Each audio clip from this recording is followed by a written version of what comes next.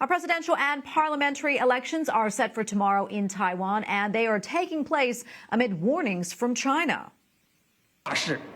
只会将台湾推向兵凶战危的险境。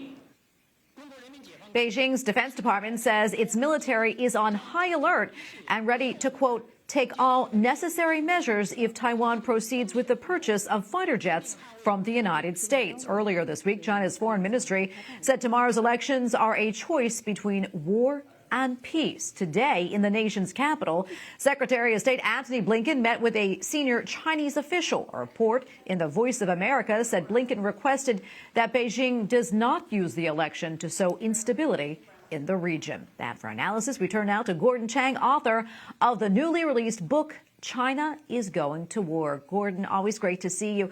So how serious do you think we should be taking China's threats against Taiwan?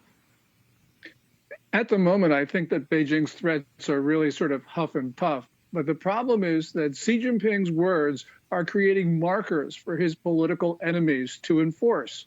And that means Xi Jinping could be talking China and himself into war. You know, it could be Taiwan, could be Philippines, could be Japan, but China is ramping up pressure on many of its neighbors. And so people in the region are worried that there will be a war, which could be Taiwan, but maybe someplace else. Gordon, do you think that these threats, though, could maybe, impact this election in any way, maybe the way people vote or the outcome of it? Definitely, they will impact the election. We just don't know, Tracy.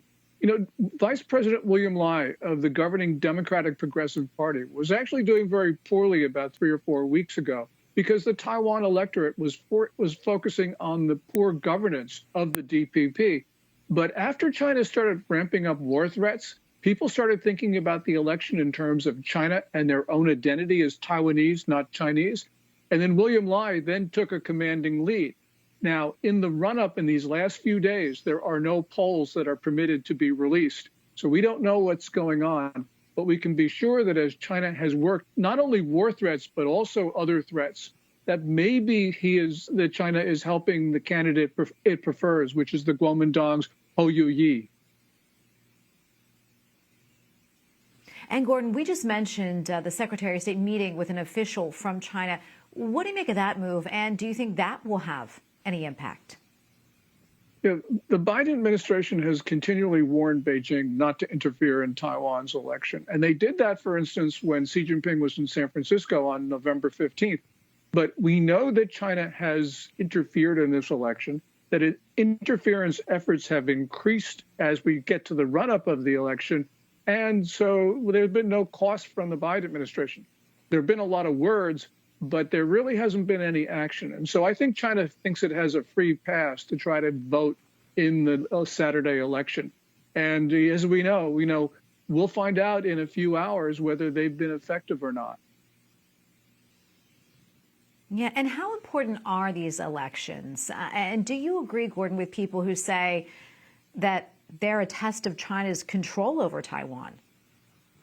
Well, they certainly are a test of China's influence on the island. And they could be critically important because Xi Jinping, just apart from Taiwan, is under enormous pressure inside China itself, partly because of the economy, but because of other reasons. His policies are failing. He could easily lash out at Taiwan. So it very well may not matter who gets elected on Saturday. Xi Jinping may decide that he needs a war anyway.